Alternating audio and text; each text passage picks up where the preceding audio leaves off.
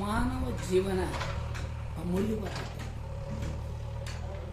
ಹಿರಿಯರು ಹೇಳುವಂತೆ 84 ಕೋಟಿ ಜೀವರಾಶಿಗಳಲ್ಲಿ ಅತಿ ಅಮೂಲ್ಯವಾಗಿರ್ತಕ್ಕಂತಹ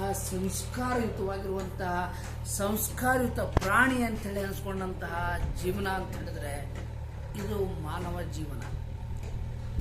ಅದಕ್ಕೆ ದಾಸರು ಹೇಳಿದ್ದಾರೆ, ಮಾನವ ಜನ್ಮ ಅಮೂಲ್ಯವಾದದ್ದು, ಹಾಳು ಮಾಡಿಕೊಳ್ಳಬೇಡಿ, ಹುಚ್ಚಪ್ಪಗಳಿರ ಎಂಬ ಸಂದೇಶ ಈ ಮಾನವ ಜನ್ಮದ ಶ್ರೇಷ್ಠತೆಯನ್ನು ಸಾರ್ತದೆ.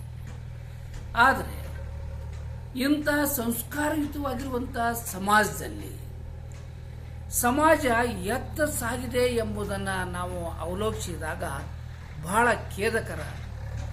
ಇಂದಿನ ಯುವ ಸಮೂಹ ತನ್ನ ಅಸ್ತಿತ್ವವನ್ನು ಕಳೆದುಕೊಳ್ತಾ ಇದೆ.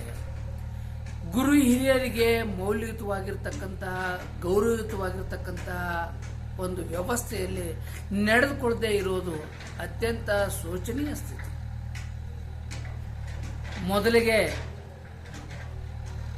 ಮನೆ ಮೊದಲ ಪಾಠಶಾಲೆ, ಜನನಿ ತಾನೇ ಮೊದಲ ಗುರು, ಜನನಿಯಿಂದ ಪಾಠ ಕಲಿತ ನಮ್ಮ ಜನ್ಮ ಸಾರ್ಥಕ ಎನ್ನುವಂತೆ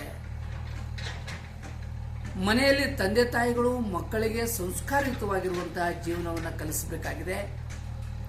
ಅಂದಾಗ ಮಾತ್ರ ಯುವ ಶಕ್ತಿ ಜಾಗೃತಗೊಳ್ತಾ ಇದೆ.